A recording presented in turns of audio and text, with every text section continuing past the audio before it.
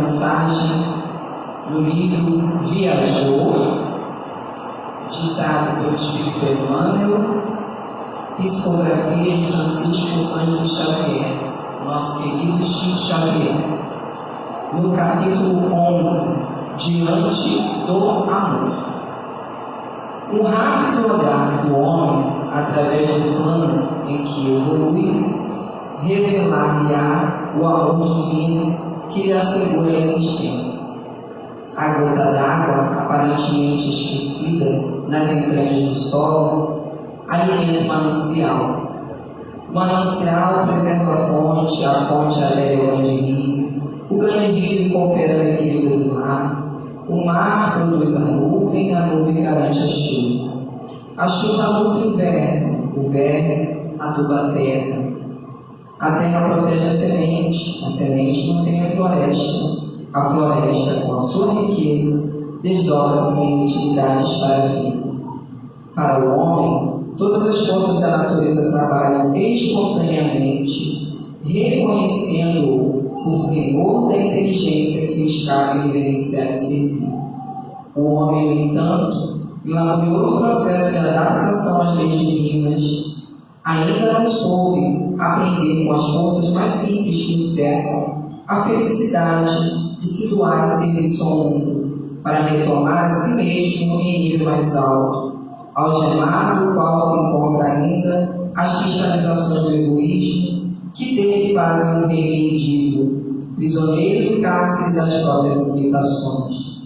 Atingindo a razão, o espírito humano em milênios de luta sofre a hipertrofia da intelectualidade mal conduzida e, desequilibrado em si próprio pela carência de sentimento e pelo excesso de raciocínios transviados, mais se lhe acentua agora com os eventos da nova civilização, a forma exegética em que se confundem nele as figurações do anjo e os instintos da besta.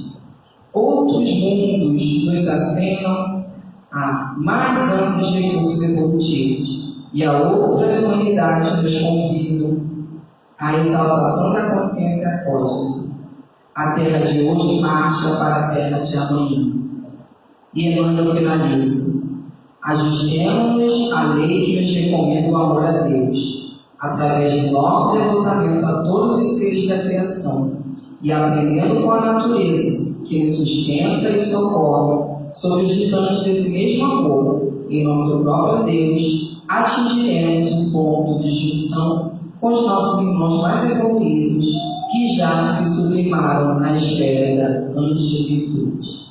Então vamos elevar o nosso pensamento ao alto para a nossa prece e iniciarmos os trabalhos. Querido Deus, aqui estamos com todo o teu amor, pela tua misericórdia, a estudar, a aprender e a ouvir os teus ensinamentos através do nosso Mestre Jesus, através do amor de amor. Por isso, querido Pai, dá-nos a força, a concentração e o bom entendimento para que nós consigamos nos alimentar desse pão espiritual. Abençoe a nossa companheira Fátima, que será a portadora da palavra nessa manhã, para que ela possa trazer com tranquilidade, vocabulário fácil, toda a pesquisa que realizou do Evangelho segundo o Espiritismo. Fica conosco, querido Deus, fica conosco, Jesus, e esses abnegados irmãos que já prepararam toda essa ambiência para nos acolher e para nos receber. Que assim seja. Então, agora nós vamos para o nosso banquete espiritual. Foi para isso que viemos aqui, né? Hoje o nosso estudo ficará a cargo da nossa companheira Fátima Esposo, que frequenta aqui o Luiz e Caridade de Santa Cruz. Ela vai falar do Evangelho segundo o Espiritismo, codificado pela Kardec no capítulo 8. Então, quem quiser acompanhar, é só pegar um livro ali na recepção, que pode acompanhar a leitura na íntegra. O título do capítulo é Bem-aventurados que têm puro coração, dos itens 8, 9 e 10. O tema: verdadeira pureza, mãos não lavar. Paz e alegria, todos os corações. Então, como a nossa irmã disse, né? Nós estamos no capítulo 8, nos itens de 8 a 10, verdadeira pureza, mãos não lavadas. E logo no início do capítulo, ele fala sobre o fariseu e os escribas. Então, para que a gente possa se situar, quem eram os escribas e os fariseus? Era um grupo de judeus que viviam no tempo de Jesus Cristo e que desempenharam papéis importantes na sociedade. Eles eram os doutores da lei, né? Eles é que faziam com que a lei fosse cumprida. Os escribas eram especialistas na lei da Torá, que é o livro dos judeus. São 5 livros e que tem 613 regulamentos da vida, do dia a dia do cidadão judeu. Então, essa lei, ela deveria ser cumprida por todos os judeus. O seu objetivo era preservar a palavra de Deus. O objetivo deles era preservar a palavra de Deus. Mas acabavam por anulá-la com as tradições que transmitiam. Então é isso que a gente vai estudar hoje no Evangelho, quando aparece a questão dos judeus e os escribas questionando Jesus com relação a algumas passagens. Então, eles eram doutores da lei e queriam que a lei fosse cumprida em cima do que regia a Torá. Então, verdadeira pureza, mãos não lavadas. O item 8 vem dizendo o seguinte: então, os escribas e os fariseus, que tinham vindo de Jerusalém, aproximaram-se de Jesus e lhe disseram: por que violam os teus discípulos a tradição dos antigos, uma vez que não lavam as mãos quando fazem suas refeições? Porque isso estava na lei, que eles deveriam lavar as mãos antes das refeições. E os discípulos não estavam realizando esse ato, que é um ato simbólico de pureza, que quando eles lavavam as mãos, é como se estivessem puros para se alimentar. E aí Jesus diz para eles: por que violais vós outros o mandamento de Deus para seguir a vossa tradição? Então Jesus faz um contraponto. Os escribas e os fariseus questionam Jesus, porque ele não estava e os seus discípulos lavando as mãos. E aí Jesus questiona eles: por que violais vós outros o mandamento de Deus para seguir a vossa tradição, que é a tradição da Torá, dos regulamentos que o homem criou? Aí ele continua: porque Deus pôs este mandamento. Então Jesus explica que Deus colocou o seguinte mandamento: honrai o vosso pai e a vossa mãe, e este outro: seja punido de morte aquele que disser a seu pai ou a sua mãe palavras ultrajantes. E vós outros, no entanto, dizeis: aquele que haja dito ao teu pai ou à sua mãe, toda a oferenda que faço a Deus vos é proveitosa, satisfaz a lei, ainda que depois não honre, nem assista a seu pai e a sua mãe. Torna assim inútil o mandamento de Deus pela vossa tradição. Então, o que Jesus está colocando aqui? E eles seguem piamente, os ensinos da Torá. Só que esquecem de seguir piamente os ensinamentos de Deus, que é honrar pai e mãe, dar assistência a eles, protegê-los, amar o seu próximo. E o que eles fazem? Eles dizem que, fazendo determinadas oferendas para o templo, o que eles estão fazendo? Já estão beneficiando os seus pais. Mas, na verdade, eles não estão amparando os seus pais. Eles simplesmente estão doando exteriormente algo material. Mas o calor humano, o amor, o carinho, a proteção, o aconchego, eles não realizam. Então, Jesus questiona aos fariseus qual a verdadeira lei que eles devem seguir. É a lei do homem ou a lei de Deus?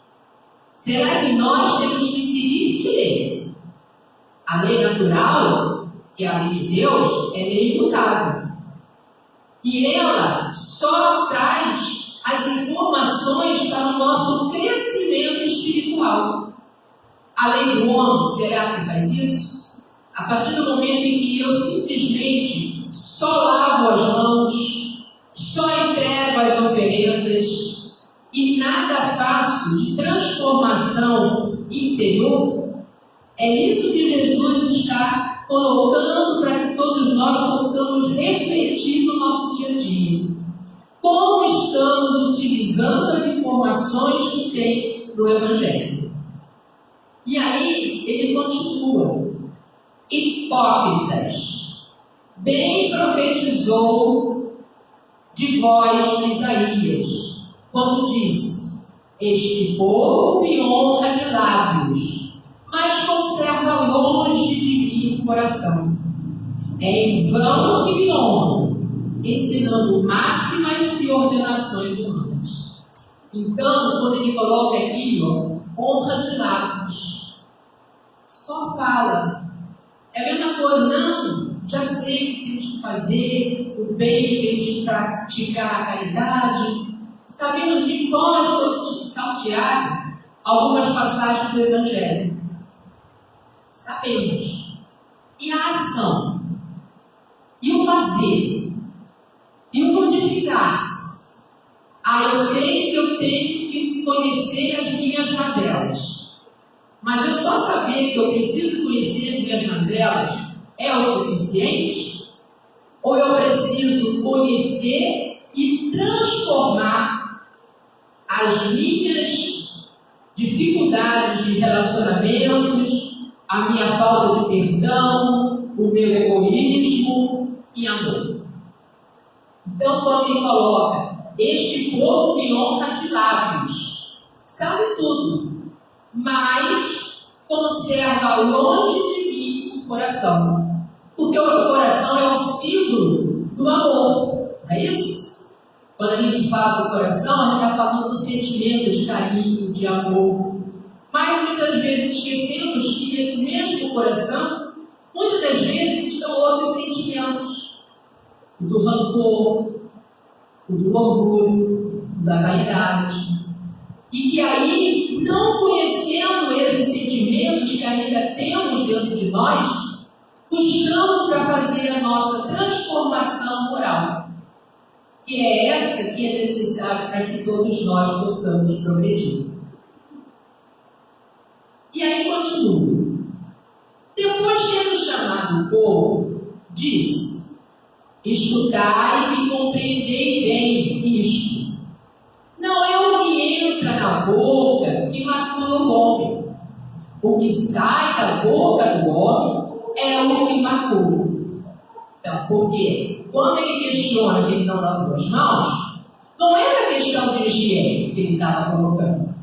O fariseu estava, porque hoje em dia nós sabemos que precisamos lavar as mãos, ter a higiene, para manter esse corpo físico saudável, sem bactérias, sem germes. Então a gente lava as mãos para se alimentar, para que nós não contaminemos o alimento que vamos ingerir com bactérias e germes.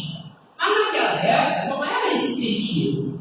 O sentido daquela época era lavar as mãos, eu estou puro, posso me alimentar do alimento com pureza. Mas que pureza é essa? Só lavar as mãos só vai matar os germes, as bactérias. Mas e o coração? Será que já está puro só com esse ato? Então aí Jesus coloca que não é o que entra pela boca que macula o homem, mas sim o que sai. O que sai da boca procede do coração. Porque o que sai é o nosso sentimento. Com toda a nossa palavra, a forma como dizemos, é o nosso sentimento interior que está sendo colocado para fora através da palavra. É que parte, então, o que sai da boca procede do coração, e é o que torna impuro o homem. Porquanto, do coração é que partem os maus pensamentos. Então é do coração que vem a questão dos assassínios, dos adultérios, e muitas das vezes a gente pensa que o adultério é só do casal. Não, é tudo que vai ser adulterado. Eu vou adulterar uma informação, eu vou mentir numa declaração, eu vou falsear determinado documento que estou adulterando, estou modificando a verdade. Os latrocínios, os falsos testemunhos, as blasfêmias e as maledicências. Então, quando nós não nos conhecemos, nós não conseguimos modificar esse nosso pensamento. Essas questões surgem em nossa mente porque da boca fala o que mais cheio está o nosso coração. Então a gente acaba errando. E aí Jesus diz que essas são as coisas que tornam impuro o homem. O comer sem haver lavado as mãos não é o que o torna impuro. A impureza está nos atos errados que nós praticamos. E aí, muitas vezes, a gente fica pensando: mas isso foi na época de Cristo. Será? Será que essa impureza ainda existe em nossos corações? Os fariseus e os escribas, será coisa do passado? Ou podemos estar aqui entre nós? Será que poderia ser um escriba, um fariseu? Nós somos encarnacionistas. Não sabemos o que nós fomos há 2000 anos atrás. A que ideias, a que momento da existência do Cristo eu estava vivendo? Pode ser que sim, pode ser que não. Ninguém sabe. Mas a gente tem que pensar hoje. Como é que eu estou hoje? Eu estou agindo ainda como um escriba? Como um fariseu, querendo somente fazer as oferendas exteriores, sem me modificar, sem mudar o meu proceder, a minha forma de caminhar? E aí continua. Então, aproximando-se dele, de Jesus, disseram seus discípulos. Então o discípulo foi até Jesus e disse: sabeis que ouvindo o que acabais de dizer, os fariseus se escandalizaram. Então, o discípulo foi dizer para Jesus que quando os fariseus escutaram aquela palavra de Jesus, eles se escandalizaram. Que horror! Eles estavam ajudando, né? E aí Jesus responde: sabeis que ouvindo o que aí já foi.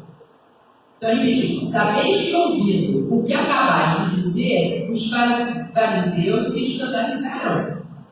Ele, porém, Jesus respondeu: arrancada será toda a planta que meu Pai Celestial não plantou.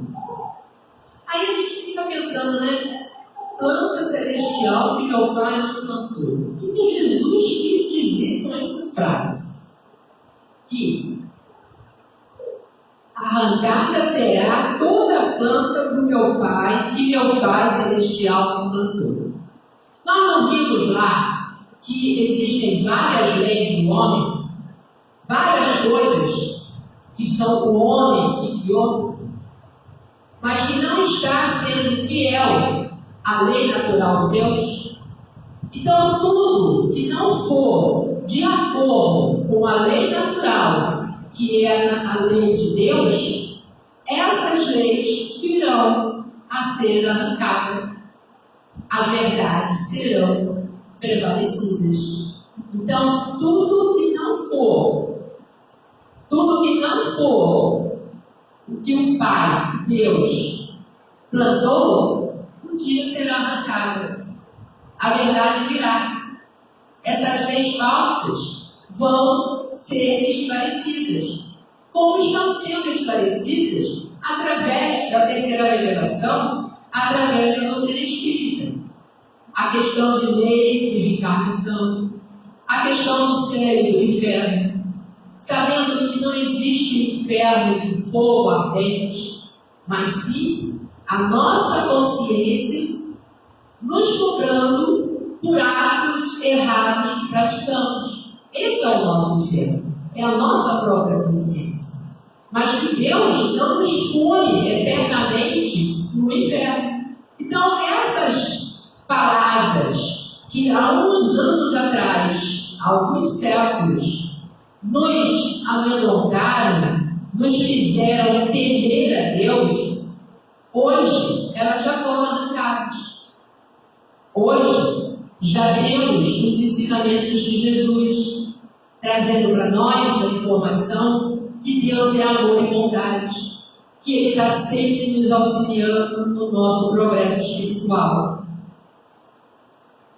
Deixai-os são cegos, que conduzem cegos. Se um cego conduz outros, caem ambos no fosso. Então, o que ele quer dizer? Que nós não podemos seguir puramente por seguir. Acreditar puramente por acreditar porque o outro falou. Senão será cego conduzindo cego.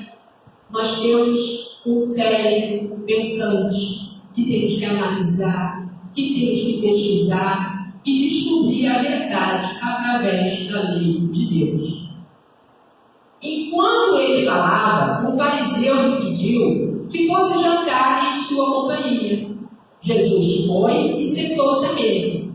O fariseu entrou então a dizer consigo mesmo, pensando: por que não lavou ele as mãos antes de jantar? Disse, porém, Jesus: vós outros fariseus, pondes grande cuidado em limpar o exterior do copo e do prato. Entretanto, o interior dos vossos corações está cheio de rapinas e de iniquidade. Insensatos que sois! Aquele que fez o exterior não é o que fez e faz também o interior? Olha que interessante. O fariseu estava pensando. Ele não falou para Jesus, mas Jesus, pela sua superioridade espiritual, ele sabia o que as pessoas estavam pensando. Ele conseguia ler o pensamento de todos nós, como hoje em dia também. Deus sabe o que nós pensamos. Não adianta a gente esconder, no meu vizinho o meu pensamento, porque Deus sabe o pensamento. Então, quando Jesus coloca essa resposta para o fariseu deve ter ficado encucado. Sabe? Me dá essa resposta, você nem falou nada para ele. Então, mais uma vez, ele mostra a preocupação do fariseu com as coisas exteriores, a limpeza do copo, a limpeza do prato, mas o seu coração estava cheio de rapinas, cheio de coisas, cheio de espinho, cheio de veneno. Aí no item 10, os judeus haviam desprezado os verdadeiros mandamentos de Deus para se aferrarem à prática dos regulamentos que os homens tinham estatuído. e da rígida observância desses regulamentos faziam casos de consciência. A substância, muitas vezes, acabara por desaparecer debaixo da complicação da forma. Como fosse muito fácil praticar atos exteriores do que se reformar moralmente, lavar as mãos do que expurgar o coração, iludiram-se a si próprios os homens, tendo-se conquistos com Deus. Então, quando eles praticavam um ato exterior, eles se achavam quites com Deus. Mas isso foi pecado para eles. Então, quem seguia esse regulamento estava seguindo, acreditando que era uma lei divina. Mas Jesus disse para nós: antes de ires ao altar entregar a sua oferenda, vá e se reconcilia com o seu adversário. O que Jesus quis dizer com isso? Não adianta eu ir ao templo e entregar a ele lá a minha oferenda, a minha doação. Nada disso adianta se eu primeiro não fiz as pazes com os meus adversários, se eu não perdoei, se eu não busquei me melhorar, se eu não busquei perdoar e orar pelos meus inimigos. Agir de forma como Jesus disse: amar a Deus sobre todas as coisas e ao próximo como a si mesmo. Então, quando eu passar a fazer isso, essas oferendas vão ter valor. Aí sim, Deus vai estar lendo o nosso livro, o esforço que nós estamos fazendo para a nossa justificação. Por se conformarem com aquelas práticas, conservando-se tais quais eram, visto-se nele ensinando que Deus não exigia mais do que isso, daí o haver dito o profeta: é em vão que este povo que me honra de lábios, ensinando máximas e ordenações humanas. É em vão. Então não adianta eu fazer as coisas e não me modificar. Verificando-se o mesmo com a doutrina moral do Cristo, que acabou por ser atirada para segundo plano, donde resulta que muitos cristãos, a exemplo dos antigos judeus, consideram mais garantida a salvação por meio das práticas exteriores do que pelas da moral. É a essas adições feitas pelo homem à lei de Deus que Jesus alude quando diz: arrancada será toda a planta que meu Pai celestial não plantou. Então nós precisamos entender essa passagem. Não é simplesmente chegar a uma casa espírita, estudar no estudo, tomar um passe e aí eu já estou livre. Não. A gente vai fazer tudo isso, mas eu preciso, lá na sociedade, praticar tudo o que eu aprendi. Exercitar a caridade, exercitar o perdão, exercitar o amor ao próximo. Aí sim, nós estaremos nos modificando. O objetivo da religião é conduzir a Deus o homem. Ora, este não chega a Deus senão quando se torna perfeito. Nós só chegaremos a Deus quando nos tornarmos perfeitos. E qual seria essa perfeição? Material? Ter uma casa linda? Chique. Ter um coração limpo. Ter um coração cheio de amor. Aí sim, nós vamos estar chegando a Deus. Logo, toda religião que não torna melhor o homem não alcança o seu objetivo. Então, toda religião tem que tentar mostrar para cada um de nós a reforma íntima. o autoconhecimento para nossa melhoria espiritual. Toda aquela em que o homem jura poder apoiar-se para fazer o mal é falsa, ou está falseada em seu princípio.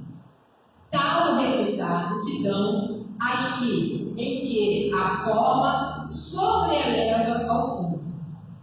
Nula é a crença na eficácia dos sinais exteriores. Se não obsta a que se cometam assassinatos, adultérios, expoliações, que se levantem calúnias, que se cause danos ao próximo, seja no que for, semelhantes religiões fazem supersticiosos, hipócritas, fanáticos, não porém homens de fé. Então, quando a religião não mostra para os seus seguidores que esse tipo de pensamento, as calúnias, que essas coisas, esse tipo de pensamento não pode mais estar em nós não estaremos melhores. E aí vai se criar os supersticiosos, os hipócritas, os fanáticos. Não basta se tem as aparências da pureza. Acima de tudo, é preciso ter a coração. E aí, para encerrar, nós vamos passar um vídeo de 5 minutos. É o tempo nosso finalzinho. Mas vamos prestar bastante atenção nessa história, pois ela nos dá uma grande lição com relação ao como realizar essa nossa transformação.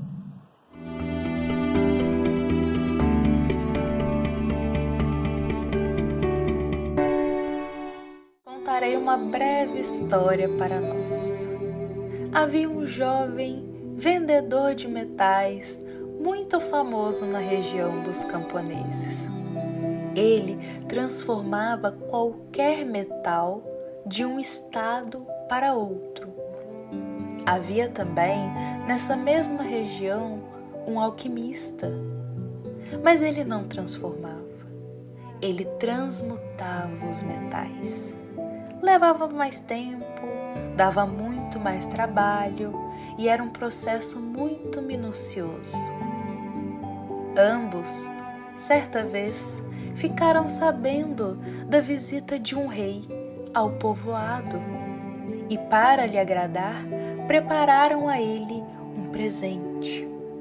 O jovem, muito esperto, pegou logo a maior parte de um metal sólido e o transformou bem rápido em líquido.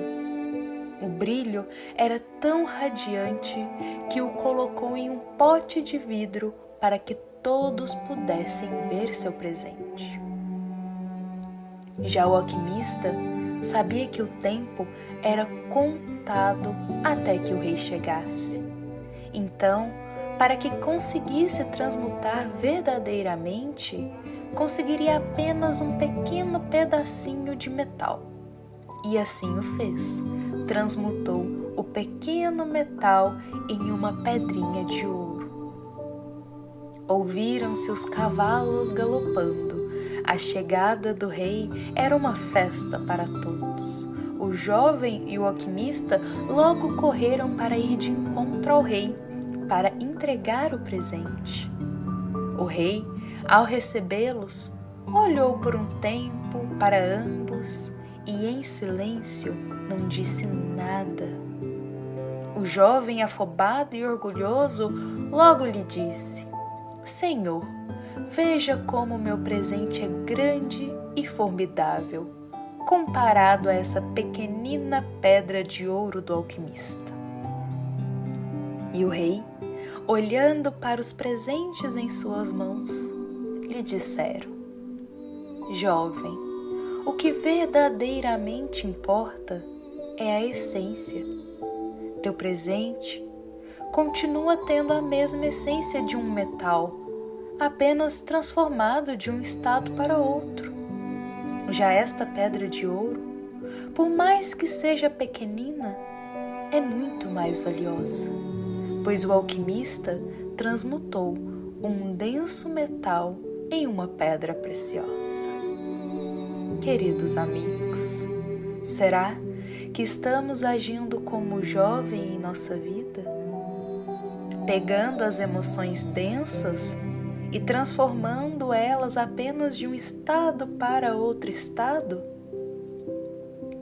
Agir como jovem, por exemplo, é como estar em uma situação em que sentimos muito ódio de alguém. E aí, na ilusão, acha-se que não sente mais essa ira, esse sentimento tão denso no peito e o camufla. E o que acontece? Fica por hora ou outra em teu pensamento, ruminando esse ódio que não foi transmutado. Hoje, convido a todos para sermos alquimistas em nossa vida. Não façamos as transformações externas como o jovem fez, achando que isso basta. Não nos doemos à ilusão de acreditar que se ninguém vê nosso interior, nosso pensamento e sentimentos, então não precisamos modificá-los para o bem. Mas nos esforcemos para transmutar nossas sombras em luz. A transmutação, ela modifica o denso metal sem valor em uma preciosa pedra de ouro. Jesus nos convida a isso, a transmutar o ódio em amor, o rancor em perdão, a transmutar a densa raiva na preciosa paciência. E lembremos que a transmutação não ocorre de um dia para o outro. É um trabalho que demandará esforço e vontade da nossa parte. E serão nas dificuldades diárias que perceberemos a colheita do quanto nos dedicamos em mudar verdadeiramente nosso interior. Situações que nos tiravam a paciência começam a não nos afetar mais. Aqueles que agem de má fé conosco e nos deixavam em cólera começam a receber nosso perdão. A palavra que machuca, soada ao nosso ouvido, passa a não ser mais acolhida em nosso coração. Isso não significa que não vamos mais sentir, pois sentiremos sim. A raiva ela virá, a impaciência, a falta de incompreensão. Esses sentimentos densos continuarão chegando à porta de nossa alma. Mas quando decidimos transmutá-los em amor, não permitimos a visita deles por muito tempo e logo já o convidamos a sair. E com isso, começamos a nutrir os bons sentimentos no lugar deles. Pois olhar para nosso interior é reconhecer esses densos sentimentos que ainda alimentamos e, com coragem, unir nossas forças e fé para combater com a espada do conhecimento divino as ervas daninhas que ainda se encontram em nosso jardim.